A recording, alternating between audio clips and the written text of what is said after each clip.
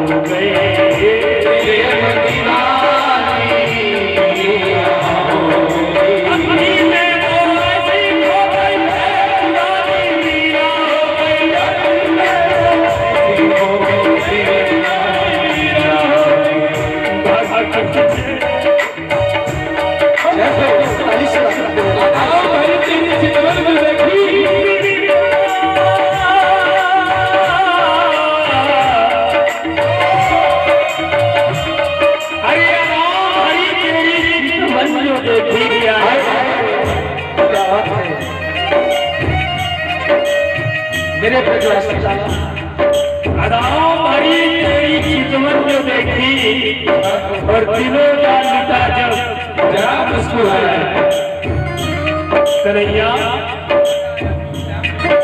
मजा आए श्याम तेरी उल्फत मजा आया खूब श्याम तेरी ये उल्फत ना घर का रखना ना अपना बनाया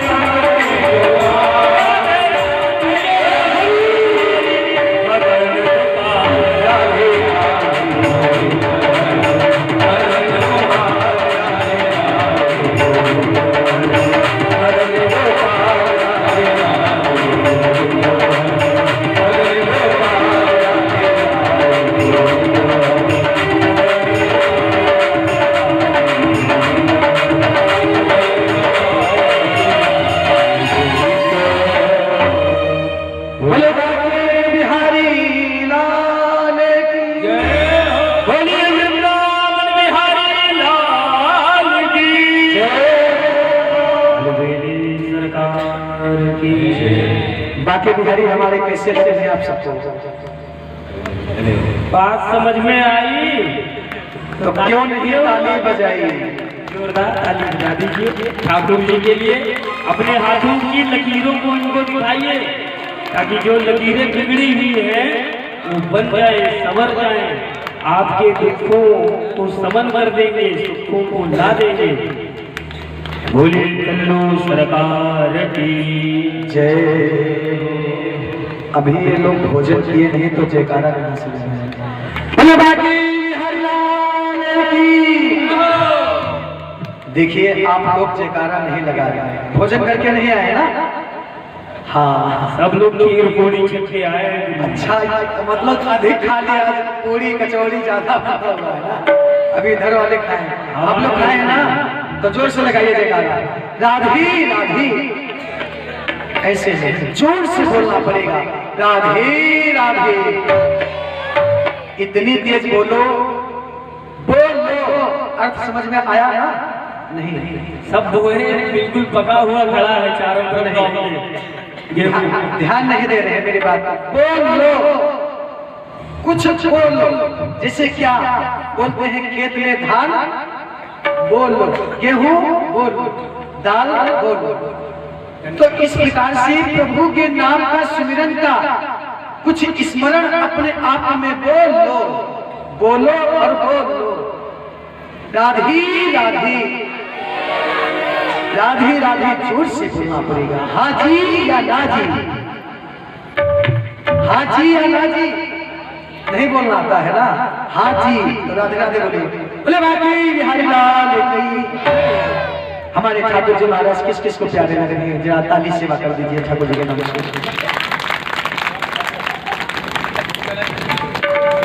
देखिए बड़ी भाग्य की बात है, आप सबको पता है कि पिछले बार हम आए थे, क्या कहते हैं, भगवान की कृपा हो गई तो क्या कहाँ बैठे। ये चाचा जी का आशीर्वाद है, ठाकुर जी का हमारे आशीर्वाद है ना। सब लोग को जानते हो कायदे से। तो इसलिए प्रभु के दरबार में जाके सर को नवाना चाहिए, हाथ में पुष्प हो या अक्षत चढ़ाना चाहिए। क्यों? हमारी बात को ध्यान दीजिए मैया। प्रभु के दरबार में जाना चाहिए, हाथ में अक्षत पुष्प लेकर चढ़ाना चाहिए। तो जो भी भक्त हमारे ठाकुर जी का तिलक बंधन करना चाहते हैं, आकर के तिलक बंधन करें, ठाकुर जी से प्रार्थना करें। हे मेरी राधो, हे मेरी कन्हैया, हे मेरी सरकार, मेरे ऊपर कृपा करो।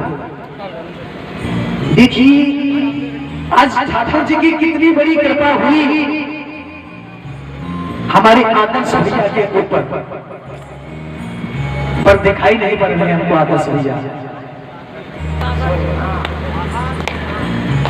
हमारी आदर्श भैया के ऊपर कितनी बड़ी कृपा हुई।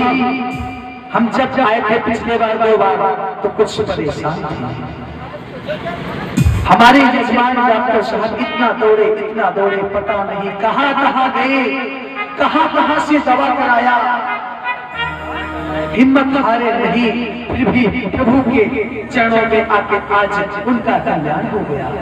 और हमने कहा था यजमान जी से जब भोजन करने के लिए गए थे पिछली बार जब आए थे कि जाओ हम आशीर्वाद करते हैं, आपके घर में ठाकुर जी आए हैं तो संतान की उत्पत्ति होगी, तो सिर्फ ठाकुर जी ही आएंगे। हाँ जी या ना जी, ताली बजाओ। बात सच निकली या नहीं निकली? बाकी बिहारी लाल की नंद की लाला की आज प्रभु की कृपा हुई है ना। हमने कहा था कि मैं आपके द्वार में आया हूँ एक ब्राह्मण के भेष, एक ब्राह्मण छोटा सा बालक, और मैं आशीर्वाद करता हूँ जाओ आपके आदर्श भैया का जो भी प्रॉब्लम है, जो भी टेंशन है, ये दूर हो जाएगा। तथा आते आते मैं गारंटी देता हूँ कि ठीक आज भगवान की ऐसी कृपा हुई, अपने मस्ती में झूमते हैं, प्रभु का स्मरण करते हैं। हमको प्रतिदिन फोन करते थे कि प्यास जी महाराज कब आ रहे हैं, कब आ रहे हैं, श्री धाम वृंदावन से कब आ रहे हैं। मैं जैसे ही आया हमारे दर्शन करने के लिए आदर्श भैया दौड़े और सभी परिवार वाले अपने भाई दर्शन किया हमारे ठाकुर जी के दिव्य। आज उनके वहाँ एक संतान की प्राप्ति हो गई, क्या बालक की। मैं उसका नाम भी कृष्ण कन्हैया रखता हूँ आज मंच से। इसलिए प्रभु के दरबार में जाओ, श्रद्धा से प्रभु का स्मरण करो, तुम्हारा कल्याण हो जाएगा। मैं तो कुछ नहीं कहता हूँ, मेरे ठाकुर जी मुझसे कहलाते हैं। मैं तो छोटा सा बालक हूँ, मैं क्या कह सकता हूँ ना। मैं तो छोटा सा बालक हूँ, मैं क्या कहूँगा। मंच पर बैठने के लायक नहीं हूँ, मुझे तो शिव ठाकुर जी ने ही बिठाया है। आज ब्रह्मा जी के आशीर्वाद को प्राप्त करते हुए शौनकादि 88,000 ऋषि मुनि उस कन्या के पास गए, प्रणाम किया। उस कन्या ने बतलाया कि शौनकादि 88,000 संत ऋषि मुनि ब्राह्मण नैमिषारण्य में 5 किलोमीटर दूरी पर बैठो और एक ऐसी झोली ले लो, झोली में जप माला रख लो और उस माला का कीर्तन करो, स्मरण करो, प्रभु का कीर्तन करो, तुम्हारा कल्याण होगा। आज संत ऋषि मुनि 5-5 किलोमीटर दूरी पर बैठ करके प्रभु का स्मरण करने लगे। जो नहीं बैठा वो काल के मुख में प्रवेश कर गया। मेरे माई बाप धन कितना भी कमा लो, अगर प्रभु के चरणों में जाकर के बंद नहीं करोगे, सर को नहीं नवाओ, तो तुम्हारा कल्याण नहीं होगा। इसलिए प्रभु का स्मरण करो, तुम्हारा कल्याण होगा। क्यों? मैं नहीं कहता हूँ, ये श्रीमद् भागवत कथा कहती है कि कलयुग केवल नाम आधारा, सुमिरी सुमिरी नर उतर ही पारा।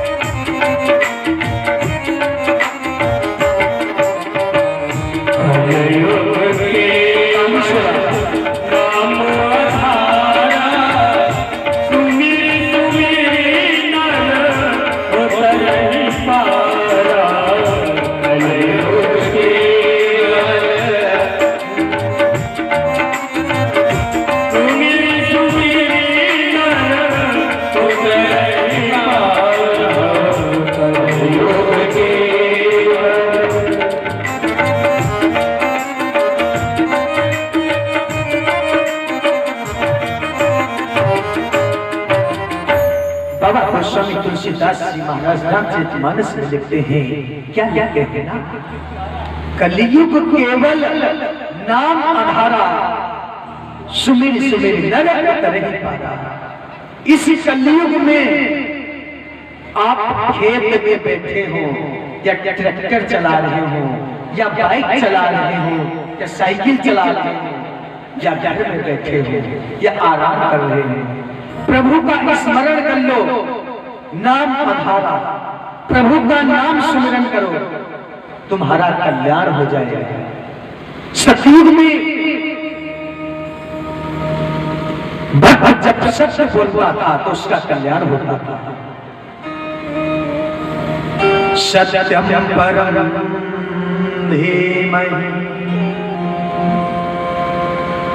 सत्यम नास्ति तपः शौचम दया दानम विद्यते। कलियुग में सिर्फ स्मरण करो, तुम्हारा कल्याण हो जाएगा। सतयुग में सत्य बोलने से मनुष्य का कल्याण होता था। त्रेता में भगवान राम के दर्शन करते थे लोग, कहते थे मेरी राघव आ रहे हैं, मेरी सरकार आ रहे हैं, मेरी कृष्ण कन्हैया आ रहे हैं, बलराम आ रहे हैं। एक को ब्रह्म द्वितीयो नास्ति, ब्रह्म तो एक है ना, दूसरा कोई नहीं है। इसलिए मीरा जी ने क्या किया, मेरे तो गिरधर गोपाल दूसरो न हो। मीरा ने धन को नहीं पास रखा, परिवार को पास नहीं रखा। मेरे तो गिरधर गोपाल दूसरो न हो। पहले किसको रखा, किसको माना, किसको? मेरे तो गिरधर गोपाल, मेरे तो गिरधर गोपाल थे। पहले अपने गिरधर गोपाल को कर लिया, अपने आप हृदय में वास कर लिया। फिर क्या किया, दूसरों ना कोई। लेकिन हमारे आपके पास क्या होता है, माया माया सब भजे हरि भजे न कोई। प्रभु का सुमिरन करे तो माया चेरी हो। मेरे माई बाप, हम आप सभी भोले पड़े हुए हैं। क्यों? धन कमाने के लिए। धन कमाना कोई बड़ी बात नहीं है मेरे प्यारे। प्रभु को हृदय में बसाना बहुत तो बड़ी बात है। एक गोपी यमुना के किनारे बैठी हुई थी,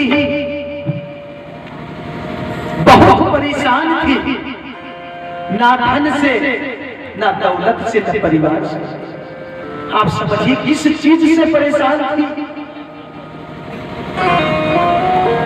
गोपी बैठी हुई है, हंस रही है, रो रही है, कहीं हंसती है, कहीं रोती है। इतने में नारद जी आ जाते हैं और उस गोपी के पास पहुंच जाते हैं।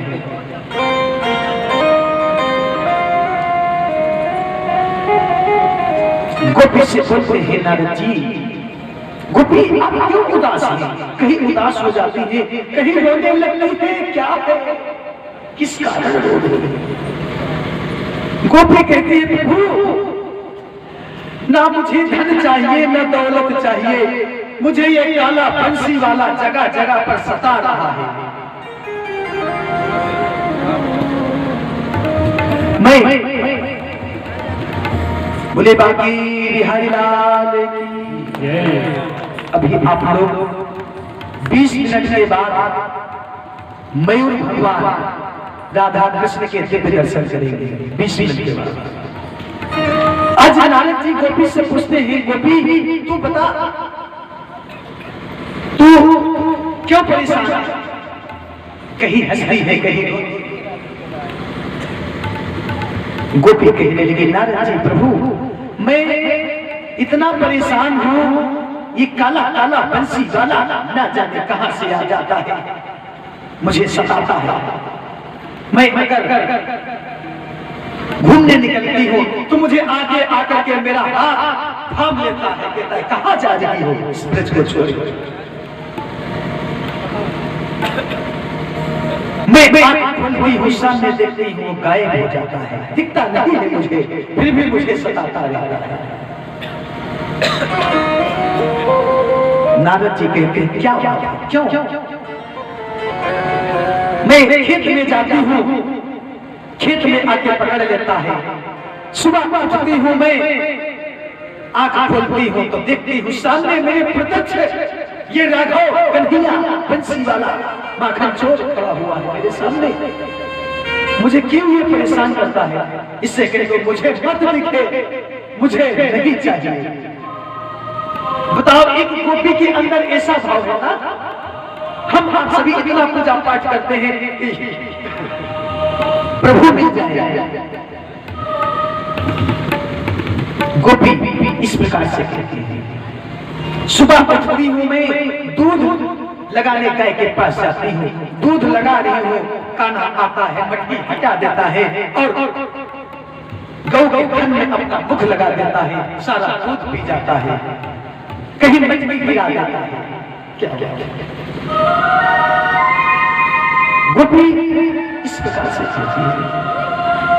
बताओ, उसके पास प्रभु जी आते हैं तो वो कहते हैं मेरे पास क्यों आते हैं प्रभु? आज गोपी कहते हैं क्यों? वो ब्रज धाम वृंदावन में रहते हैं, उसका मन पवित्र है, चित्त पवित्र है, उसे मोह माया धन नहीं चाहिए।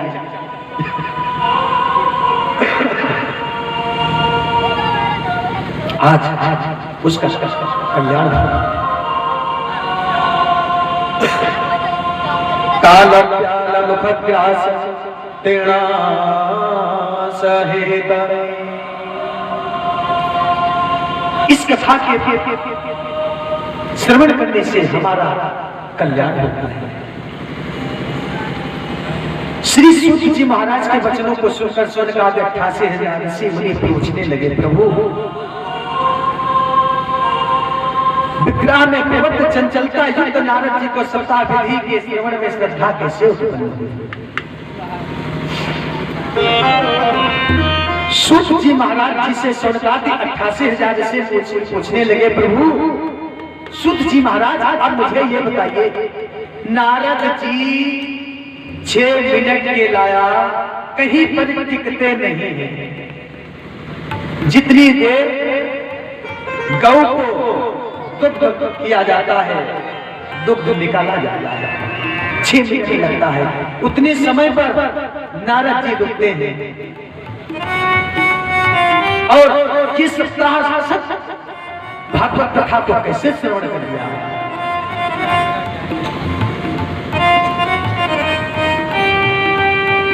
सूत जी महाराज कहने लगे,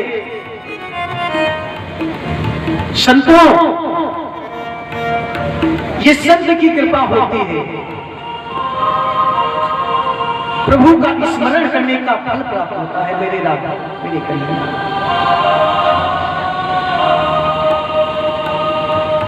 सूत जी महाराज कहने लगे, एक बार चारों सनकाद महर्षि भगवान के दर्शन करने के लिए,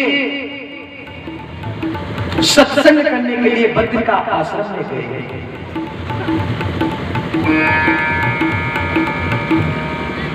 सनक सनंदन सनातन सनत कुमार चारों सनकाद ऋषि मुनि बद्रिका आश्रम में गए।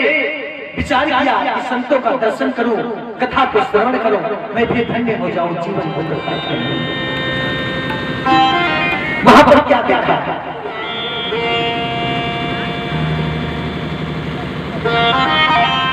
नारद जी उदास बैठे हुए हैं, इधर से उधर जा रहे हैं, मन खिन्न सा लग रहा है, शांति हृदय लग रहा है, मुख पर हंसी नहीं है नारद जी के। सनक जी से सनातन जी कहने लगे, प्रभु ये नारद जी है क्या? बीड़ा को बजा रहे हैं, यही नारद जी है? ये हो नहीं सकता नारद जी। नारद जी तो हंसते खेलते रहते हैं, ये नारद जी नहीं हो सकते। बोले क्यों? आपको विश्वास नहीं है ना? चलिए हम अब देखते हैं, नारद जी से मिलते हैं। चारों संसार ऋषि मुनि पहुंचे, क्या देखा? नारद जी के पास गई, दर्शन किया, प्रणाम किया, प्रभु प्रणाम प्रणाम प्रणाम, सिर को नवाया। नारद जी का मन खिन्न सा था, कुछ खुशी का माहौल नहीं था, हृदय प्रफुल्लित नहीं था, उदास था।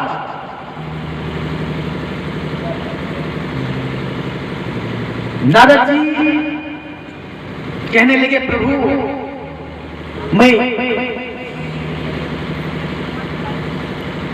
विचार किया कि पृथ्वी लोक पर चलता हूं, देखता हूं कि पृथ्वी पर क्या हो रहा है। आज मैं पृथ्वी पर गया, वहां पर क्या देखा कि कोई धन से दुखी है, कोई तन से दुखी है,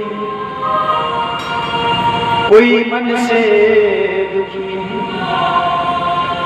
कोई धन से दुखी है, कोई मन से दुखी है, कोई संतान से दुखी है, कोई किसी का दुखी है। नगर में कूड़ा कचरा पड़ा हुआ है, गंदगी फैलाए हुए है, मैं जिधर जाता हूं उधर सब गंदगी ही नजर आती है। पुष्कर, काशी, गोदावरी, प्रयागराज, हरि क्षेत्र, कुरुक्षेत्र, श्री रंगमंडलम, सेतुबंध, रामेश्वरम आदि तीर्थों पर गया, मुझे शांति नहीं मिली। मेरे राघव, मेरे शशि आज मैं देखता हूं कि कोई सत्य बोलने वाला पृथ्वी पर नहीं है, शुद्धता नहीं है, कोई किसी पर दया नहीं कर रहा है, सतगुरु का नाम नहीं ले रहा है, प्रभु को भूल गया है।